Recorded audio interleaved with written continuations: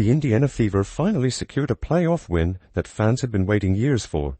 But leave it to the WNBA to twist what should have been pure joy into yet another fiasco.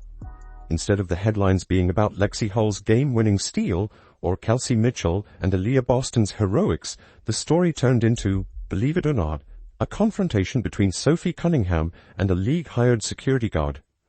Sophie, rocking a bulky leg brace and standing nowhere near game-ready, wasn't running onto the court or instigating trouble. A security guard decided to play sheriff and bark at Sophie, as if she'd just rushed the floor mid-brawl.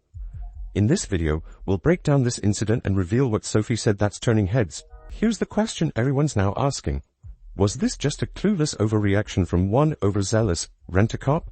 Or was it part of the larger, more troubling pattern that we've already seen in the WNBA, targeting certain players who don't fit their preferred narrative?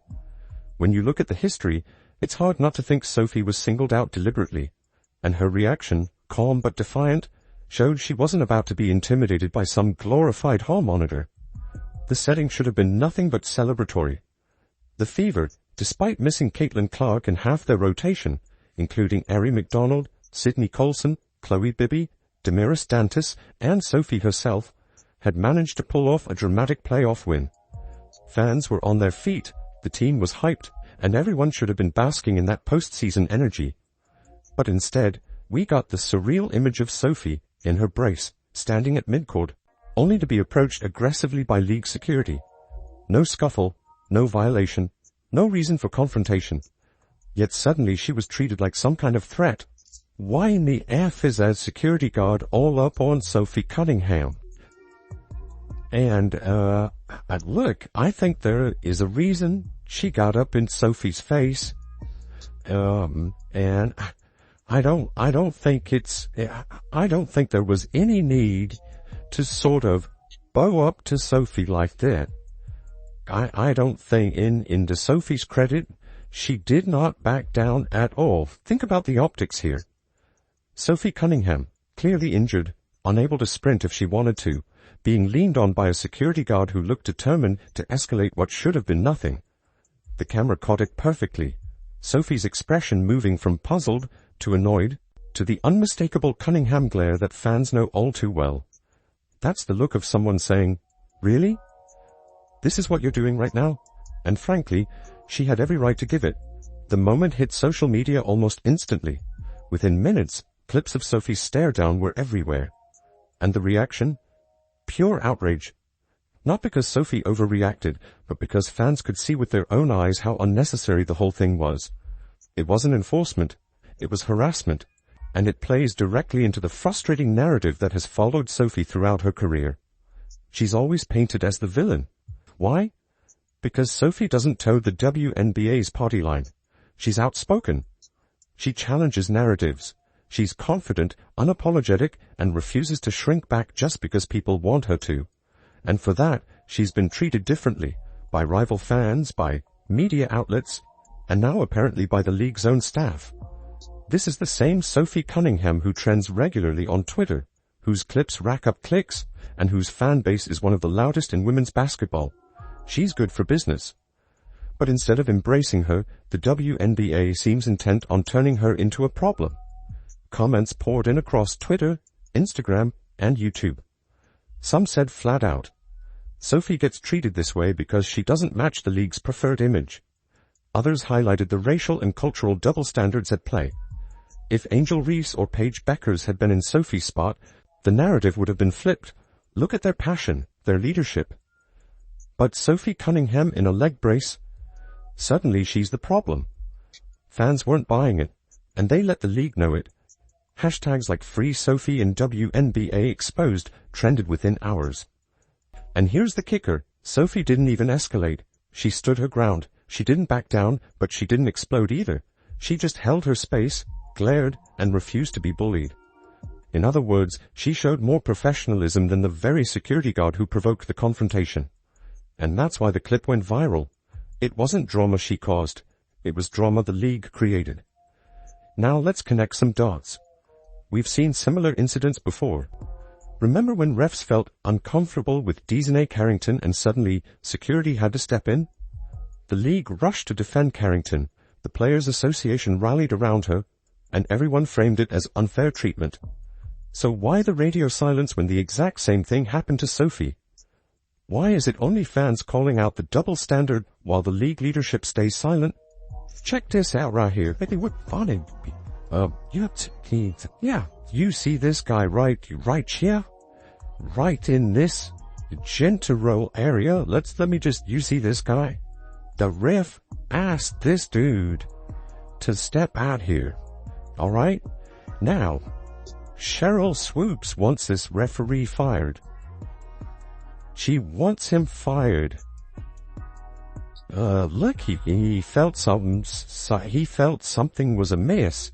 Of course, Cheryl Swoops is defending DeJounte Carrington. This isn't just about one overzealous cop. It's about the WNBA's ongoing problem with players who don't fit the mold. Caitlin Clark has been living this reality since her rookie year, getting hacked, shoved, taunted, and targeted on the court, while refs swallow their whistles and the league shrugs it off. Sophie, meanwhile, has been cast as the villain for years. Combine those two storylines and you start to see a disturbing trend. The WNBA doesn't know how to handle stars who don't fit their preferred narrative. Instead of embracing them, they marginalize them.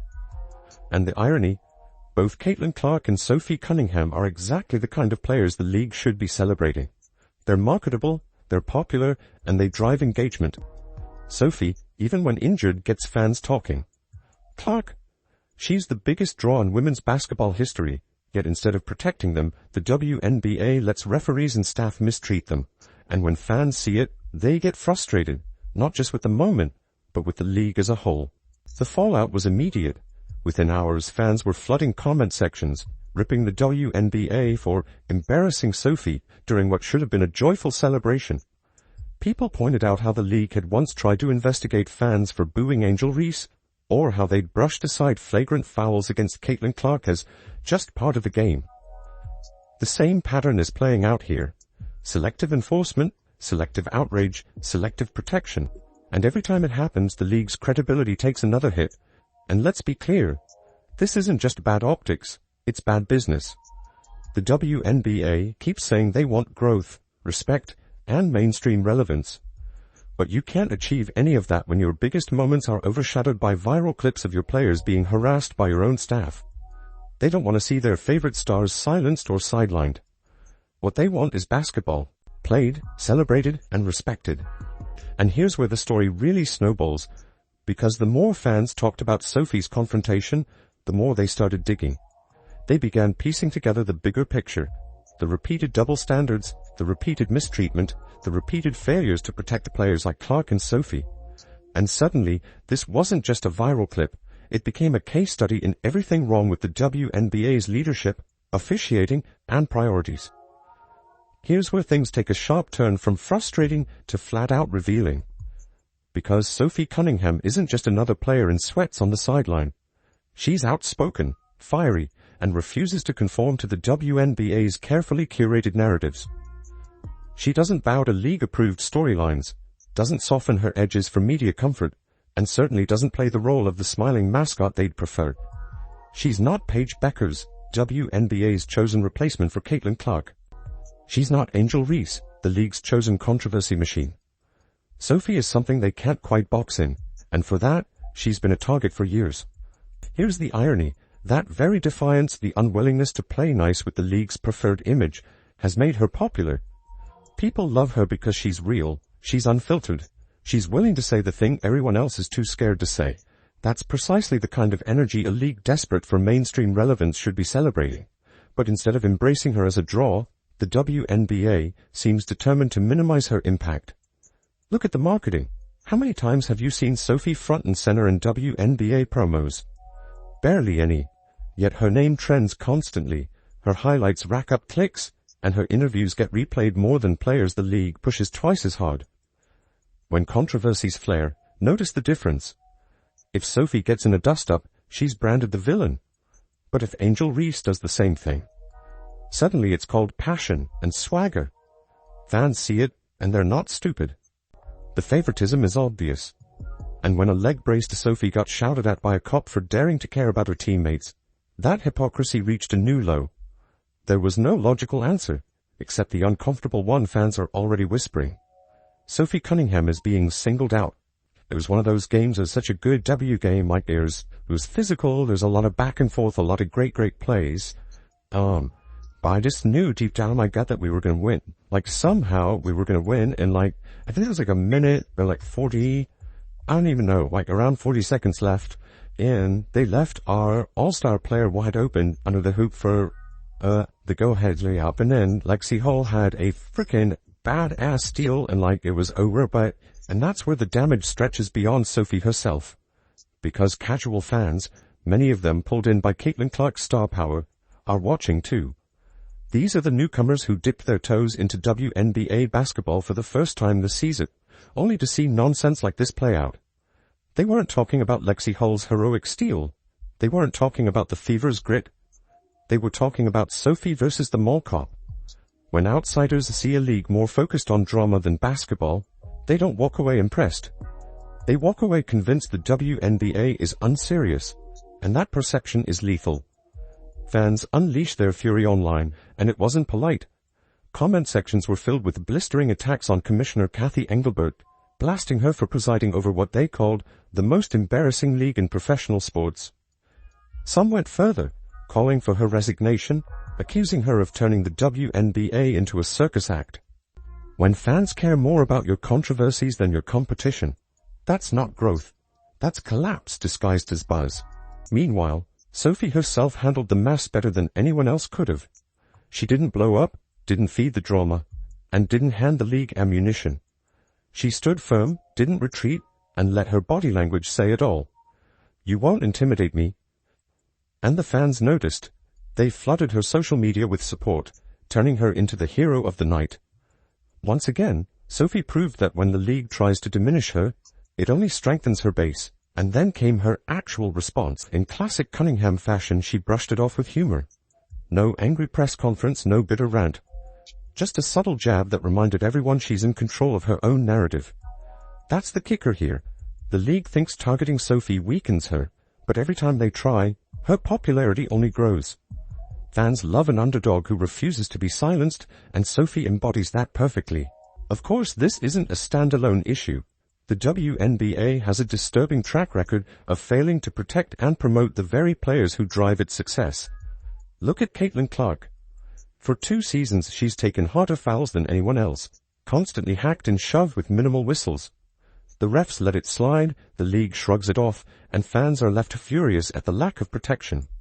Or take Lexi Hall. Her playoff heroics barely got a passing mention in league media, even as fans hailed her as clutch.